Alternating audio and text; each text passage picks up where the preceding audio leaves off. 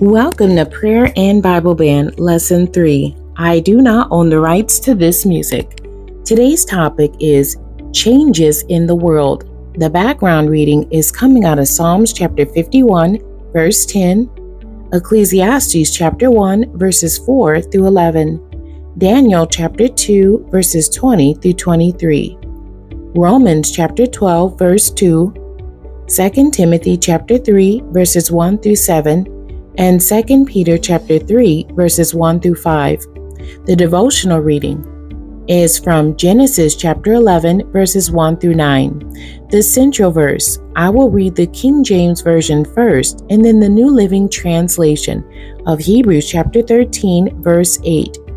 Jesus Christ the same yesterday and today and forever.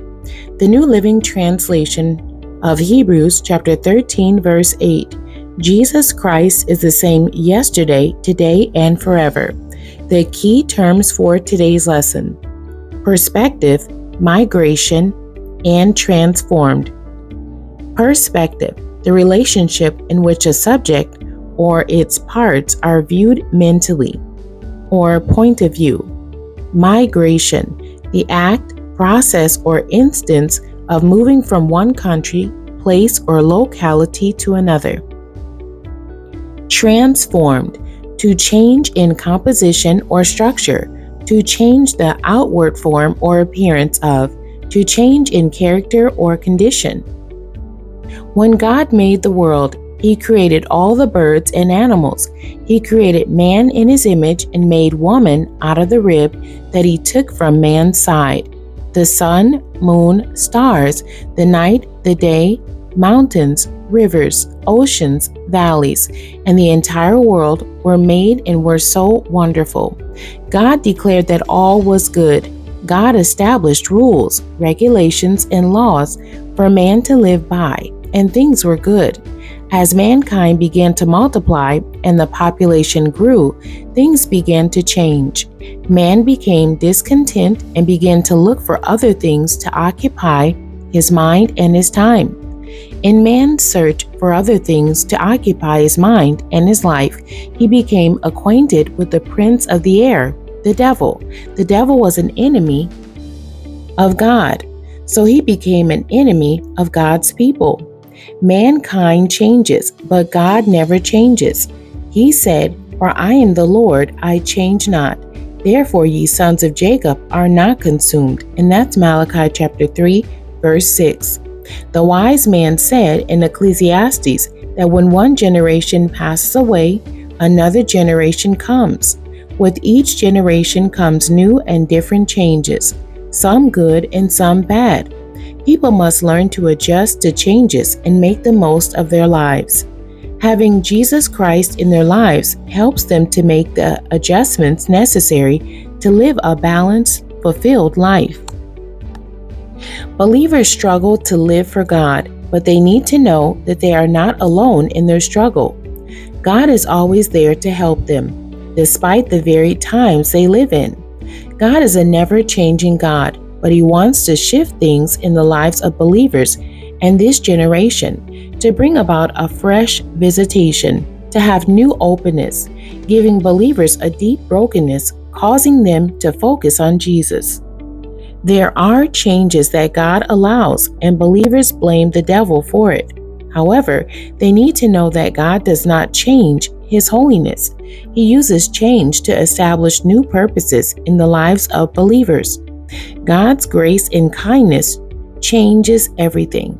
He needs more believers committed to kindness to become forces of good in their homes, work, and communities. The believer must remember that change, good or bad, doesn't happen overnight. It takes time. The Apostle Paul admonished believers to be transformed by the renewing of their minds, for he understood that it was with the mind that the believer serves God. Things have changed in the communities where people grew up. Most communities are no longer places where everyone knows each other or are related to each other. A lot of things have contributed to this change. People are receiving better and more education, which opens up the opportunity for better jobs in various places, leading to migration to other cities and communities. Believers cannot live for yesterday as yesterday has passed, nor can they live for the future as it is not promised to them. The only moment in time that they have is right now. They only have today, so they must change their perspective and think, what can we do today? If a believer can change today, he can change his entire life. Believers can and should always change things in their world for the better, for they are change agents and have been empowered with power on high.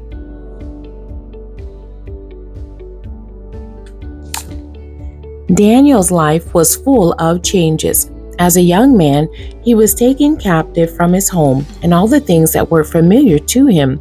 He had to learn, with the help of God and the prayer life he had developed, to be flexible in the changing world that he had become a part of. He learned to thank God for wisdom and might as he learned that God could and did change times and seasons. God is so powerful that he sets up and removes kings. The story of the Tower of Babel is one of a profound change. At the beginning of the story, men all over the known world spoke the same language and had one speech.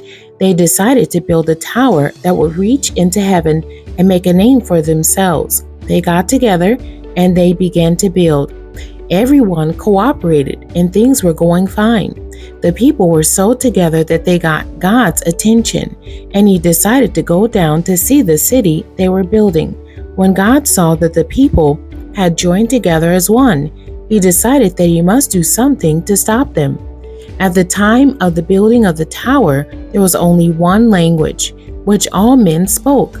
But because of mankind's determination to work together as one and build this tower, God confused their language, and they began to speak in different languages.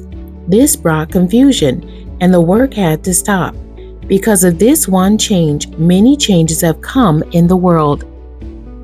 Peter reminded believers that changes would come in the last days and made them aware that they must prepare for those end-time changes. Various changes are being made in our country, the United States of America, because of the new administration leading the country. Policies and laws seem to be changing overnight, and many of them seem to be harmful to future generations. The questions for today's lesson: number 1, how can a person know if a change is good or bad? Number 2, what makes changes necessary? Number 3, what never changes with God? Number 4, why did God change the language at the Tower of Babel or Babel? The essential thought: most of the time, changes bring more changes, which requires believers to make adjustments. The end. God bless you, and thank you for joining me today.